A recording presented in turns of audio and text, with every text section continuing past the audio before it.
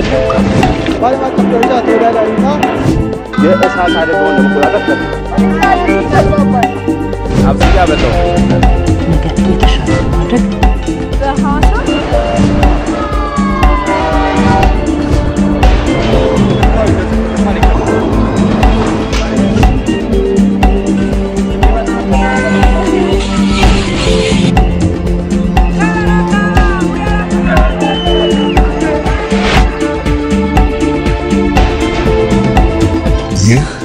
ኢትዮጵያ ቴሌቪዥን ነው።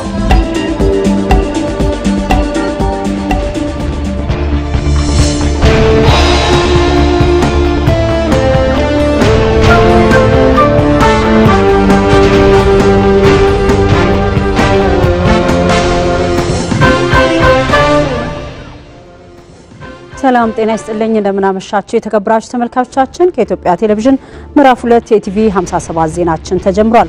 አበይት ዜናዎቹን አስቀድማለሁ። የኑሮ ውድነትን በማረጋጋት የዜጎችን ተጠቃሚነት ለማረጋገጥ በተከናወኑ ተግባራት የዋጋ ግሽበቱን ወደ 13.6 በመቶ ዝቅ ማድረግ መቻሉን የንግድና ቀጠናዊ ትስስር ሚኒስቴር ገለጸ።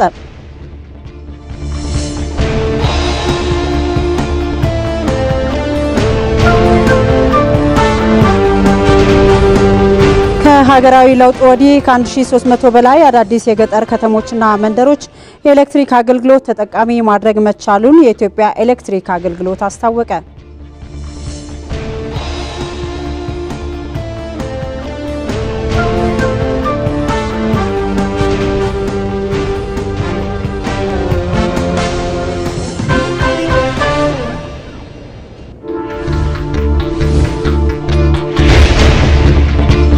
ከውጭ ሩሲያና ኦማን በኢራን አሜሪካው የኒውክሌር ድርድር ዙሪያ መከሩ።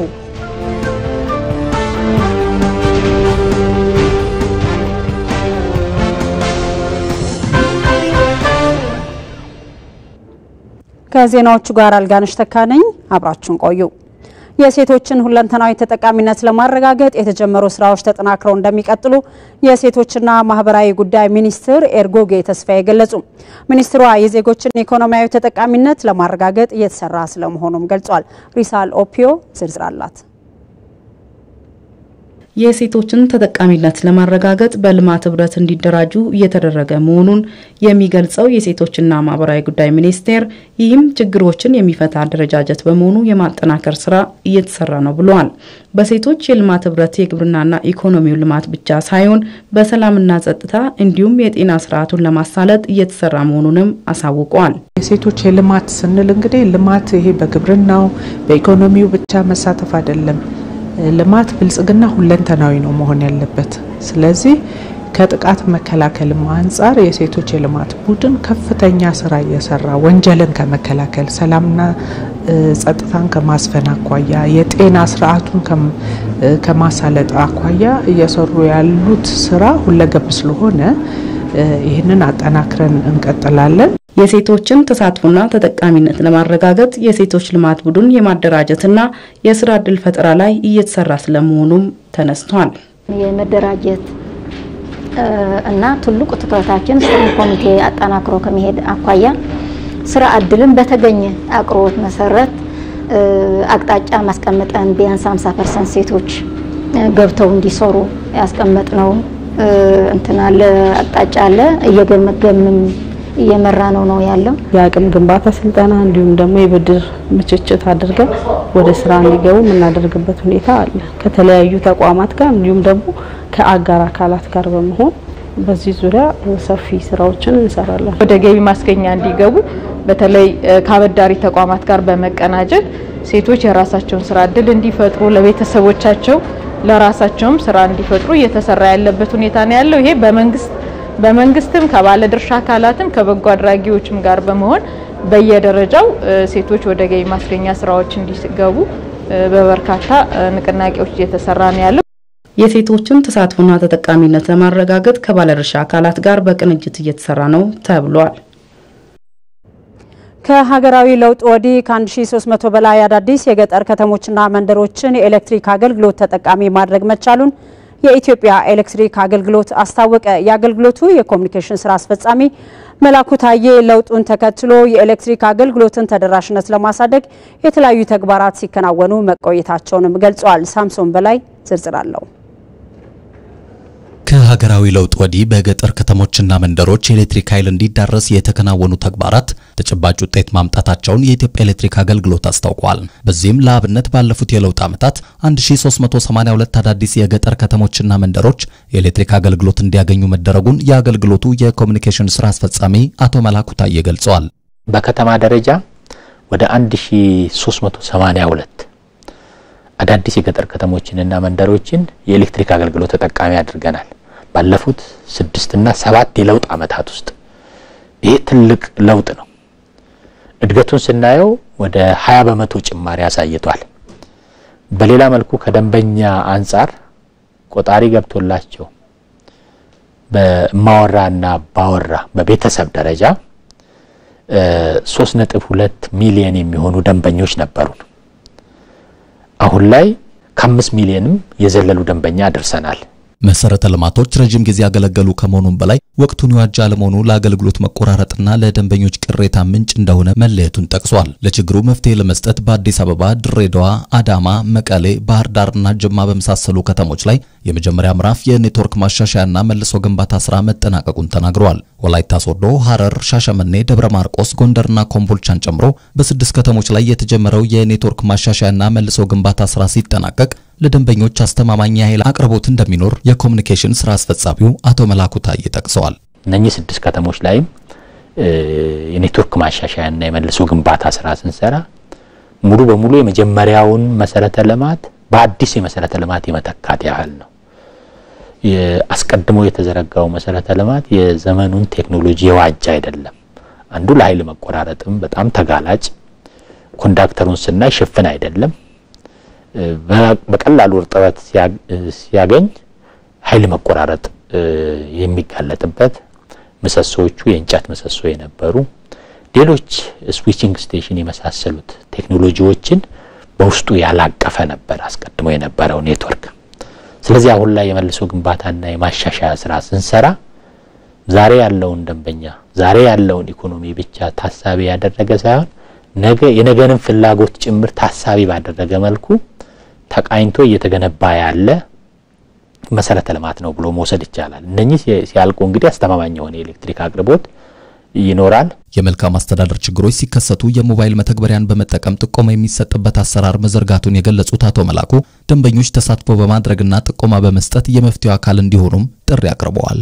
በርካታ ጥቆማዎች፣ ቅሬታዎች እየደረሱን ያሉት የደንበኞችን የጠቋሚዎችን ሚስጥራዊነት በጠበቀ መልኩ የሚደርሱን መረጃዎች ላይ ማስረጃዎች ላይ በመመስረት አስተማሪ የሆነ ህጋዊ እርምጃ የምንወስድ መሆናችንን በዚህ አጋጣሚ እንገልጻለን።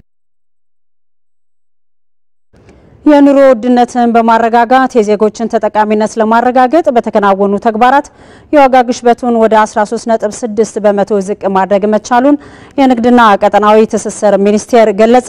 የንግድና ቀጠናዊ ትስስር ሚኒስትር ዴኤታ አብዱል ሐኪም ሙሉ ለኢትዮጵያ ዜና አገልግሎት እንዳሉት በ2017 በጀት ዓመት የመጀመሪያዎቹ 9 ወራት የመንግስት የማስፈጸም አቅም በሁሉም ዘርፍ እድገት አሳይቷል። ሜሮ ምትኩ ዝርዝር አላት። የኑሮ ውድነቱን በማረጋጋት የዜጎችን ተጠቃሚነት ለማረጋገጥ በተከናወኑ ተግባራት የዋጋ ግሽበቱን ወደ 13.6 በመቶ ዝቅ ማድረግ መቻሉን የንግድና ቀጠናዊ ሚኒስቴር ገልጿል። የንግድና ቀጠናዊ ትስስር ሚኒስትር ዴኤታ ዶክተር አብዱል ሐኪም ሙሉ እንደገለጹት በ2017 በጀት ዓመት የመጀመሪያው 9 ወር የመንግስት የማስፈጸም አቅም በሁሉም ዘርፍ እድገት አሳይቷል።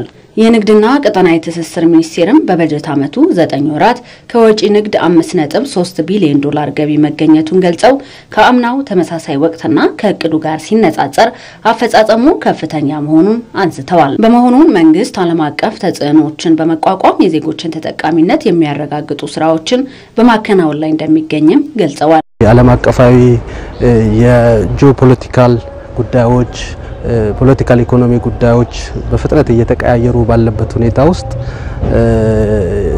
አንዳንዶቹን እንደ እድል በመውሰድ ፈተናዎችን ወደ እድል በመቀየር የማስፈጸም አቅማችንን በመጨመር ብዙ የህዝብን ተጠቃሚነት ለማስፋት ልማትና እድገትን ለማምጣት ከፍተኛ ርብርብ ተደርጓል። በዚህም ውጤቶችና ከፍተኛ ስኬቶች ተገኝተዋል። በተለይ ከኤክስፖርቱ አኳያ ኤክስፖርቱን እጅግ በጣም ከባለፈው ዓመት አኳያ ሲታይና ከግባችንና ከቀዳችንም ስናየው እጅግ በጣም ከፍተኛ ውጤት ተገኝቷል።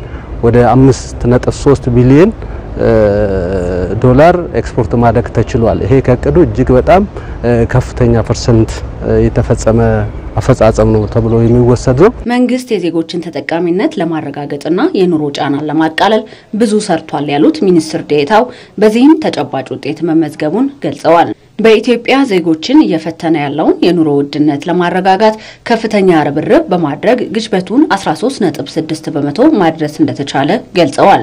ከአምናው 29% አንጻርም በጣም ዝቅተኛ መሆኑን አንስተዋል። የግብርና ሜካናይዜሽንና ኩታ ገጠም እርሻ ምርታማነትን በማሳደግ የስራ ባህልን በማሻሻል የተለያዩ የልማት ኢኒሼቲቮችን በመቅረጽና አቅርቦቱን በማሳለጥ ግሽበቱን መቀነስ እንደተቻለም ገልጸዋል።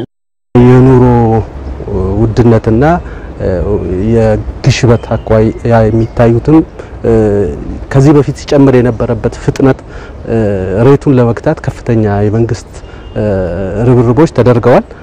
በዚህም ህዝባችን ሊደርስ ከሚችለው ቀውስና ጉዳት ለመቀነስ ከፍተኛ ስራ በእጅጉ ተሰርቶ ነው ያለው። በዚህም ወደ 13.6 አካባቢ የሚሆን የኢንፍሌሽን ሬቱን ማምጣት ተችሏል ማለት ነው። ይሄ የአቅርቦት ሰንሰለቶች በማሳጠር አምራችና ሻጭን በማገናኘት በቅዳሜና እሁድ ገበያዎችን በመታገዝ እንዲሁም ደግሞ የልማት ኢኒሼቲቮች በግብርና ሰፊ ስራዎችን በመስራት ምርታማነትን ለማሳደግ በመሞከር ከዚህም ባሻገር ደግሞ የገበያ ሁኔታ ክትትልና ቁጥጥር እንዲኖረው በማድረግ ብዙ ስራዎች ተሰርቷል። በህገወጥ ንግድና በኮንትሮባንድ በተሰማሩ ግለሰቦችና ድርጅቶች ላይም አስተዳደራዊና ህጋዊ እርምጃ በመውሰድ ግሽበቱን መቆጣጠር ተችሏል ነው ያሉት። ከዚህ ጋር በተያያዘም ባለፉት 9 ወራት በህገወጥ መንገድ ሲንቀሳቀሱ በነበሩ 512 የነዳጅ ማደያዎች ላይ አስተዳደራዊና ህጋዊ እርምጃ ተወስዷል ብለዋል። ከኢትዮጵያ ቴሌቪዥን የምዕራፍ 2 የቲቪ 57 ዜናዎቻችን ቀጥሏል። በደቡብ ምዕራብ ኢትዮጵያ ክልል የህዝብን ተጠቃሚነት ያረጋገጡ የልማት ተግባራት መከናወናቸውን ርዕሰ መስተዳድር ነጋሽ ዋጌሾ ገለጹ። በክልሉ ባለፉት 9 ወራት በመንግስትና በፓርቲ የተከናወኑ ስራዎች ግምገማም በቦንጋ ከተማ እየተካሄደ ይገኛል። በመድረኩ ላይ ንግግር ያደረጉት የክልሉ ርዕሰ መስተዳድር ነጋሽ ዋጌሾ ባለፉት 9 ወራት በግብርና፣ በትምህርት፣ በጤና እንዲሁም በተለያዩ የመሰረተ ልማት ዝርጋታ ስራዎች ህዝብን ተጠቃሚ ያደረጉ ውጤቶች ተመዝግበዋል። በክልሉ የአመራር አንድነትን በማጠናከርም የተረጋጋ ፖለቲካ ከባቢን በመፍጠር ለህዝብ የልማት ጥያቄዎች ምላሽ ለመስጠት መቻሉ ነው ርዕሰ መስተዳድሩ ያብራሩት። ባለፉት እንግዲህ 9 ወራት በሰራናቸው ስራዎች ውስጥ መሰረታዊ የሆኑ የህዝብ ጥያቄዎችን ምላሽ የሰጠንበት ነው። በተለይ በዋናነት የተረጋጋ የፖለቲካ ከባቢን መፍጠር አለብን ብለን በሰራናቸው ስራዎች ውስጥ ማህበረሰብ ከማህበረሰብ ጋር፣ መዋቅር ከመዋቅር ጋር፣ ክልል ከታችኛው አስተዳደር እርከን ጋር ያለውን ቅርበት በጣም በተጠናከረ መንገድ የጋራ ግንዛቤ በመፍጠር የብልጽግና አስተሳሰብ እንዲኖር የማድረግ ስራ ስር እንዲሰድ አድርገናል።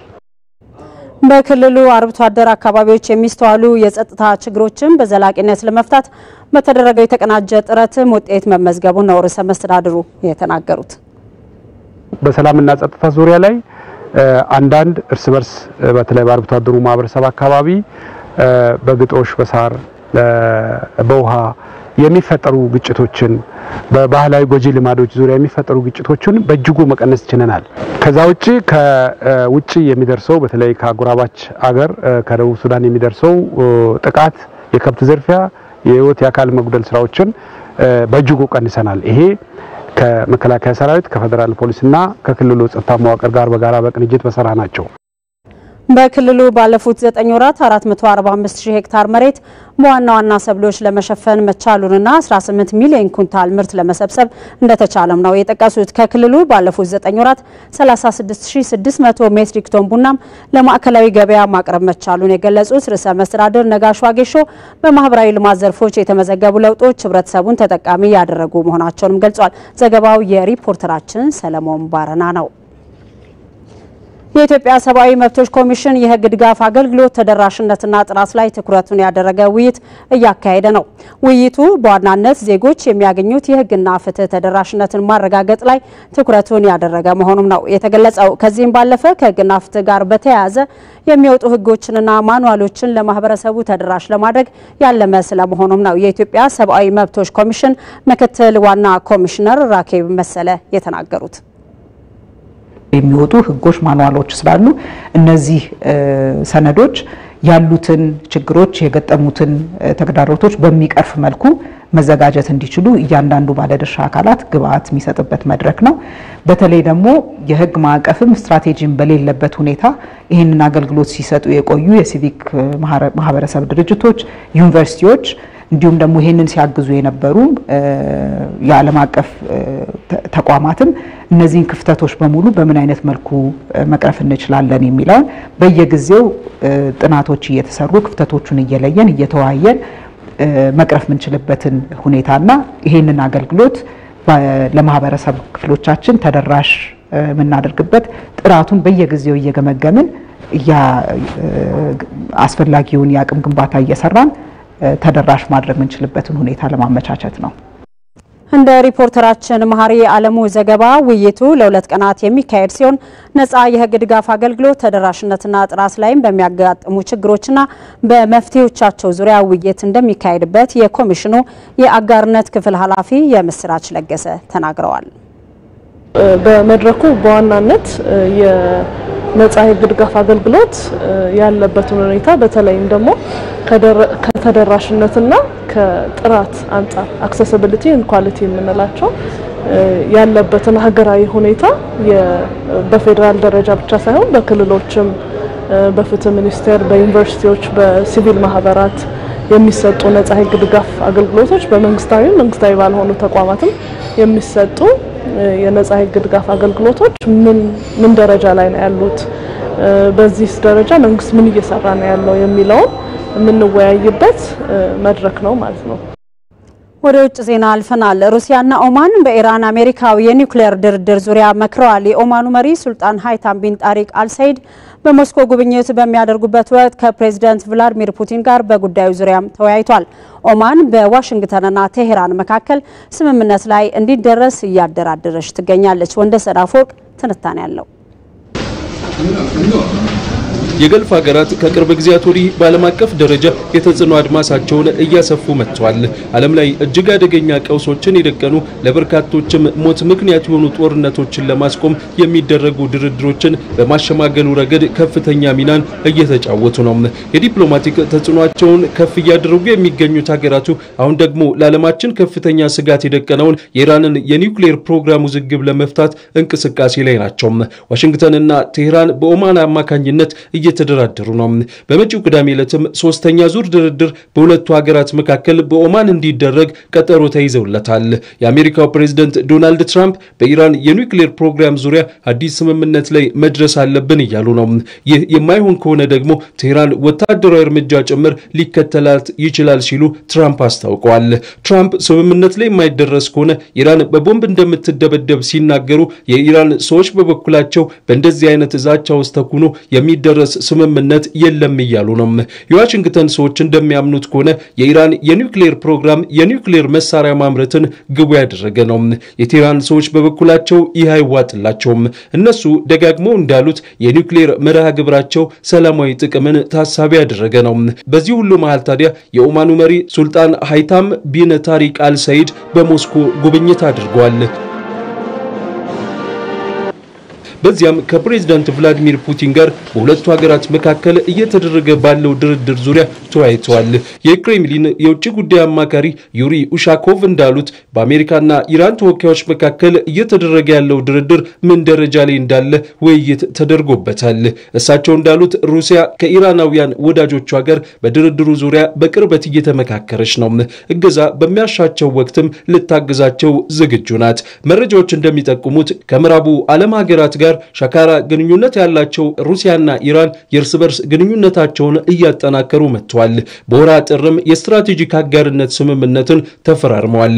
ፑቲንና መንግስታቸው ከትራምፕ አስተዳደር ጋር ያለውን ግንኙነት የሚያሻሽሉ እንቅስቃሴዎችንም እያደረገ ይገኛል። ትራምፕም ቢሆኑ ባለፉት ጊዜያት ይህንኑ የሚፈልጉ ይመስላሉ። በእነዚህ ምክንያቶችም ሩሲያ በዋሽንግተንና ቴህራን መካከል በኒውክሌር ዙሪያ ከስምምነት ላይ ይደረስ ዘንድ ቁልፍ ሚናን ትጫወታለች ተብሎ ይጠበቃል።